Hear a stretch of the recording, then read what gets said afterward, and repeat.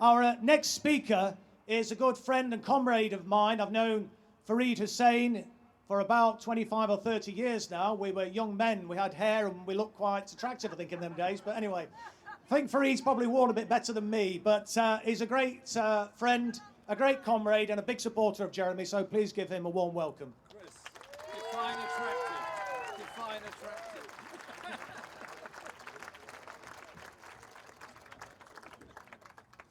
Thank you, Chris, for that wonderful introduction. I did once have lots and lots of hair like Chris, and they have been disappearing over the last few years. But what's not changed is my value base. I've shared my value base with Jeremy for the last 30 years. I've supported the ideas and the values which Jeremy has stood for. I'm not a new convert. I've been following him for good 30, 40 years, ever since my political awakening came. It just happens that last year, Jeremy became a candidate, and I thought there is my chance to go out and actually ask other people to support his ideas and his values, because they are built on very, very sound basis. Jeremy has been opposed to declaring unnecessary wars. Jeremy has been opposed to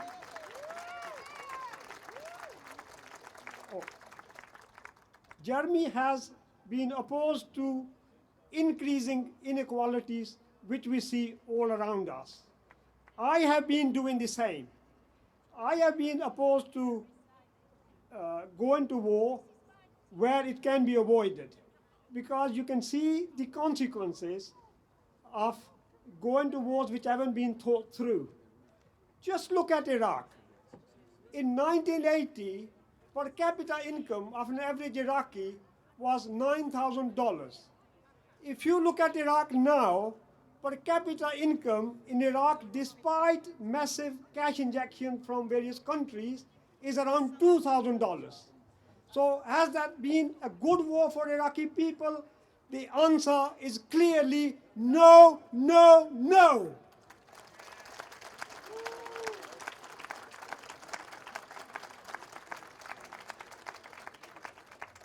If any country wants to liberate people in another country, the best thing you can do is actually offer economic assistance.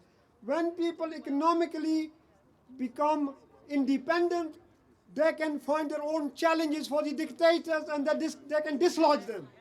But when you make them more dependent because you've broken their economic system, they will become more dependent on whoever is occupying that dictatorship. So that's lesson one to be learned. You can say a similar thing whether Libyan people have benefited from the intervention which was organized by the West generally. The answer again is Libya, despite being in grip of a brutal dictator, the average Libyan had better health care, it had better access to education, and it had more opportunities to find employment. So the answer is again exactly the same. And you can make the same comparison in a few years' time probably when it comes to Syria and also Afghanistan. Wars do not liberate people, they actually enslave them. Only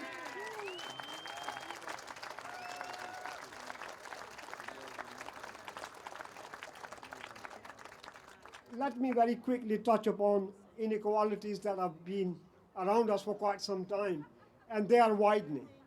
Although a lot of people who were around Blair's administration and main challenges to Jeremy, they would say, well, we had a very good administration which did lots and lots of things, and it did. It probably did stuff more money into people's pockets without fundamentally challenging the economic system on which inequalities were still increasing. Now, there is nobody who would say to me the actual gap in inequality actually narrowed in the 13 years when Blair and his supporters were actually running the administration. It was widening. The gap between poor people and rich people in terms of life expectancy also widens. It currently stands at somewhere around 13 to 40 years between life expectancy at birth for a rich child and a life expectancy for a poor child. The average poor child is expected to live around about 70 to up to around about 70, and that includes lots and lots of people in the ward which I represent. The average life expectancy for children who are born to well-off parents can be as high as 83, 84. This is today. We fundamentally need to challenge some of the ideas on which our economics are built. Otherwise, we'll always be tinkering with the system on the edges, and we will actually never achieve our goal. Jeremy is the only politician that I know of who's fundamentally said we need to reconstitute. We need to reconstitute our values, which enable us to make important decisions. We need to reconstitute our economic system because it's delivering huge disparities. Average people have not gained from the system. Rich have got immensely richer, poor are being ground to the dust. And this can't go on, and that's the reason I am supporting Jeremy Corbyn, and I hope you will join in the struggle and we'll all together support Jeremy Corbyn and get him re-elected as our leader. Thank you very much.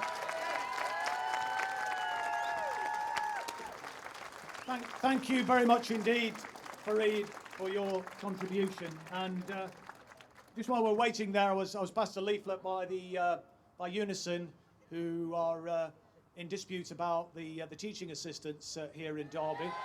And obviously what we need, clearly, is a government that actually funds its local authorities properly, that doesn't actually leave public sector workers with these pay freezes and in certain circumstances pay reductions. We should be valuing our public sector workers, but I'm afraid this particular government sees public sector workers as a drain on society and is very, very pejorative about public sector workers, and their view seems to be that wherever they can privatise, they'll privatise, and if they can't privatise and make a profit, they want to close it down.